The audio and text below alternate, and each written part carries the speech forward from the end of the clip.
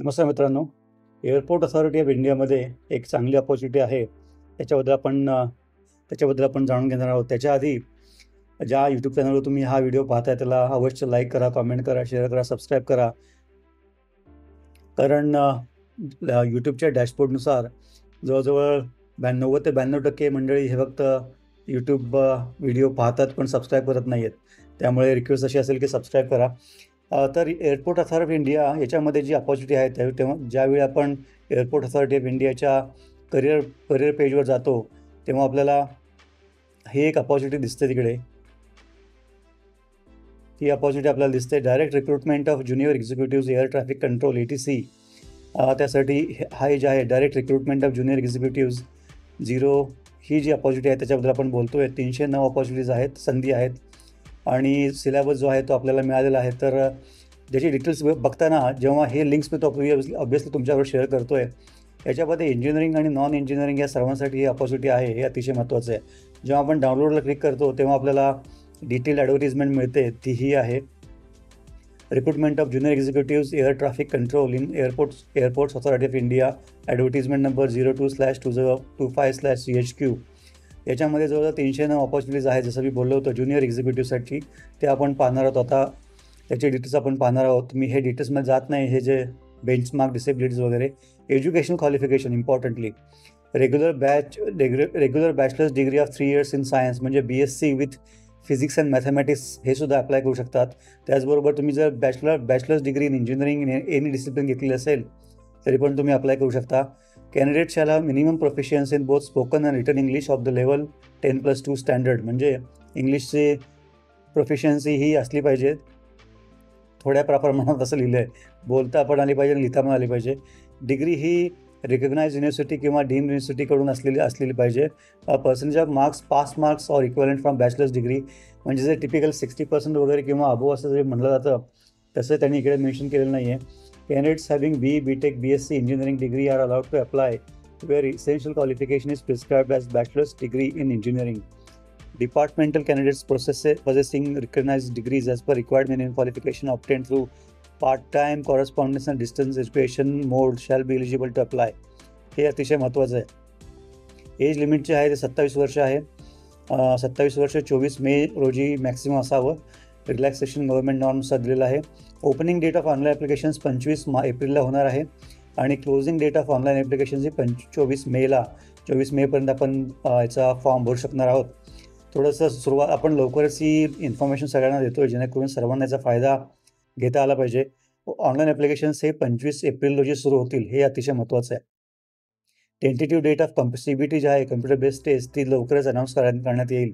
आता पे स्केल जे आहे ते आपण जनरिक जर बोललो तर 13 लाख प्रतिवार्षिक इथपर्यंत पे स्केल जाईल असं एअरपोर्ट्स अथॉरिटी ऑफ इंडियाचं म्हणणं आहे. ते गव्हर्नमेंट नॉर्मनुसारच होईल. म्हणजे AAI ही एक मिनिरत्न कंपनी आहे कॅटेगरी 1, त्यामुळे गव्हर्नमेंटच्या नॉर्मनुसार सगळे पे ग्रेड्स असतील.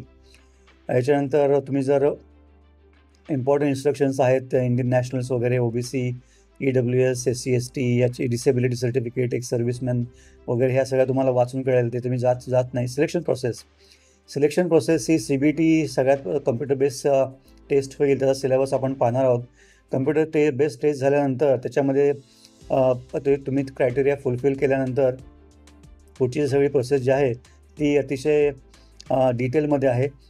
त्या CBTमध्ये तुमचं शॉर्टलिस्ट झाल्यानंतर ॲप्लिकेशन व्हेरिफिकेशन होईल, नंतर तुमची व्हॉईस टेस्ट होईल, नंतर सायको ॲक्टिव्ह सबस्टन्स टेस्ट होईल, नंतर सायकोलॉजिकल असेसमेंट होईल आणि नंतर फिजिकल मेडिकल एक्झामिनेशन होईल. हे सगळं झाल्यानंतर तुमचं बॅकग्राऊंड व्हेरिफिकेशन करण्यात येईल. हे अतिशय महत्त्वाचं आहे. हे इथे मुद्दाम आपल्याला नमूद करावं लागेल. याच्यामध्ये NOC जे आहे ते तुम्ही जर ऑलरेडी गव्हर्नमेंट सेंट्रल किंवा स्टेट गव्हर्नमेंटकडे किंवा ऑटोनॉमस बॉडीमध्ये किंवा पब्लिक सेक्टरमध्ये ऑलरेडी काम करत असाल तर तुम्हाला NOC आणावं लागेल. हे जे सायको ॲक्टिव्ह सबस्टन्स टेस्ट आहे त्याच्यामध्ये खालील हे जे सहा त्यांनी सायको ॲक्टिव्ह सबस्टन्स दिलेले आहेत ते निगेटिव्ह असले पाहिजेत. Amphetamine and amphetamine types stimulants, opiates and metabolites, cannabis, marijuana, THC, cocaine, barbiturates, benzodiazepine ह्या सगळ्या निगेटिव्ह असल्या पाहिजेत. हे तुम्हाला वाचल्यानंतर कळेल. Provisional selection of candidate will be subject to CBT त्यानंतर negative test report of consumption of psychoactive substance, qualification for voice test, psychological assessment test, physical medical examination test आणि बॅकग्राऊंड व्हेरिफिकेशन हे सगळं झाल्यानंतरच तुम्हाला पोस्टिंग मिळेल, हे लक्षात घ्या. त्यानंतर मिनिमम हे त्यांचा जो सिक्युरिटी बॉन्ड आहे तो पण 7 लाख रुपयाचा आहे आणि मिनिमम 3 वर्ष तुम्हाला AAI बरोबर काम करावं लागेल. तुम्हाला जर बॉन्ड ब्रेक करायचं असेल त्याचा फाईन्स वगैरे तुम्हाला द्यावं लागतील, हे अतिशय महत्त्वाचं आहे. Profession on selection candidates shall also attain. Selection झाल्यानंतर कॅन्डिडेट्सला ICAO language minimum proficiency level 4 operational तिथपर्यंत तुम्हाला अभ्यास करावा लागेल आणि ते तुम्हाला मिळवावं लागेल. हे जर एनी कॅन्डिडेट तुमचं सिलेक्शन झाल्यानंतर पण जर तुम्हाला ICAO proficiency level 4 or above ट्रेनिंगमध्ये सक्सेसफुली कंप्लीट करता आले नाही तर तुमची सर्व्हिस टर्मिनेट करण्यात येईल. हा अतिशय महत्त्वाचा पार्ट आहे. त्यानंतर मिसकंडक्ट वगैरे केल्यानंतर त्याचे सगळे डिटेल्स इकडे दिलेले आहेत. तुमच्यावर पेनलाइज ॲक्शन केलेलं आहे तुम्हाला. ॲप्लिकेशन कसं करायचं आपण पाहणारच आहोत. ते 24 एप्रिलला त्याचं लिंक आपल्याला 24 एप्रिल त्याची लिंक जी आहे ती इथे आपल्याला प्रेस नोट्स ऑनलाईन रजिस्ट्रेशन आणि लिंक जी आहे ती या ठिकाणी आपल्याला अवेलेबल होईल आणि त्यानंतर आपण त्या 1000 रुपये जो ॲप्लिकेशन फी आहे ती भरून मग आपण सगळे ऑनलाईन मोडमध्येच ॲप्लिकेशन फी पण भरायची आहे आणि ऑनलाईन रजिस्ट्रेशन पण करायचं आहे. तर हे सगळे डिटेल्स आहेत त्याच्यामध्ये जे CBTचे लोकेशन आहेत त्याचे पण त्याने डिटेल्स दिले होते. CBT लोकेशन्स त्याचे डिटेल्स जे आहेत मला वाटतं भारतामध्ये 4 का 5 ठिकाणी ही टेस्ट होणार आहे आणि त्या ठिकाणी तुम्हाला नियरेस्ट लोकेशन जे आहे ते तुम्हाला सिलेक्ट करावं लागेल जेणेकरून ट्रॅव्हलिंगचा जो खर्च, कारण ट्रॅव्हलिंगचा खर्च देणार नाही आहेत याची क्लॅरिटी त्यांनी दिलेली आहे. एक्झाम सेंटर्स तुम्हाला नंतर कळवण्यात येतील आणि त्यानुसार मग आपल्याला तिकडे ट्रॅव्हल करावं लागेल नियरेस्ट एक्झाम सेंटरमध्ये. तर अशा प्रकारे ही अपॉर्च्युनिटी आपल्याकडे आलेली आहे. त्याचा तुम्ही अवश्य फायदा घ्या, कारण याची जे डेट्स आहेत त्या अतिशय महत्त्वाचे आहेत. त्या डेट्स आपण जर परत एकदा बघायचं बोललो तर आपल्याला 25 एप्रिल रोजी ऑनलाईन ॲप्लिकेशन स्टार्ट होईल आणि 24 मेपर्यंत आपल्याला ऑनलाईन ॲप्लिकेशन सबमिट करायचे आहेत. तर या संधीचा आपण अवश्य फायदा घ्या.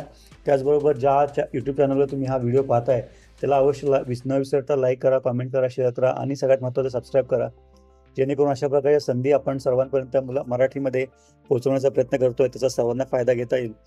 विशेषतः यूट्यूब चॅनल या व्हिडिओ पाहताना 90 ते 92% मंडळी, मी रिपीट करतोय, यूट्यूबच्या डॅशबोर्डनुसार 90 ते 92% मंडळी फक्त व्हिडिओ पाहतात पण सबस्क्राईब करत नाहीत.